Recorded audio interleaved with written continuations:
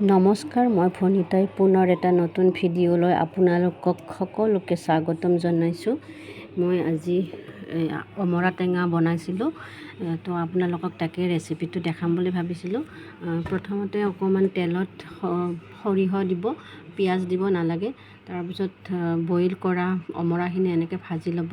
ভাজি লোৱাৰ পিছত বইল কৰা পানীখিনিও এড কৰিব পাৰিব। তাৰপিছত অকণমান গৰম পানী কৰি কিনে গৰম পানী ঢালি দিব। এয়া মই গৰম পানী দি দিছোঁ। তাৰপিছত এনেকৈ লৰাই আছোঁ। এয়া অকণমান চেনি এড কৰিছোঁ, কাৰণ অমৰা টেঙাটো অকণমান কেঁহা লাগে, তো সেইকাৰণে মই অকণমান চেনি দিছোঁ। আপোনালোকে নিদিলেও কথা নাই। তাৰপিছত এনেকৈ উতলাৰ পিছত মই ইয়াতে এতিয়া মাছ দি দিম। সৰু মাছ, পুঠি মাছ আৰু কিবা এটা মাছ আছিলে, মই নামটো পিছত কৈ আছোঁ বাৰু। এয়া এনেকৈ মাছ দি দিছোঁ, আৰু যেতিয়া আঞ্জাটো উতলিব তেতিয়া আপোনালোকে মাছটো দি দিব, তেতিয়া বেছি টেষ্টি হয় বুলি কয়।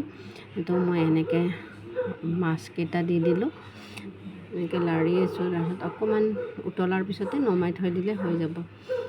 তাৰপিছত অকণমান এনেকৈ মই ঢাকি ৰাখিছোঁ। ঢাকি ৰাখি কিনে উতলিব দিলে বেছি ভাল হয়, বেছি টেষ্ট আহে বুলি কয়। তাৰপিছত এয়া অমৰা টেঙা। তাৰপিছত এনেকৈ এইটো ভেহেৰী মাছ হয়, নলবাৰীৰ ফালে এই মাছটোক ভেহেৰী মাছ বুলি কয় তাৰপিছত আপোনালোকে কি বুলি কয় জনাব দেই, কমেণ্ট।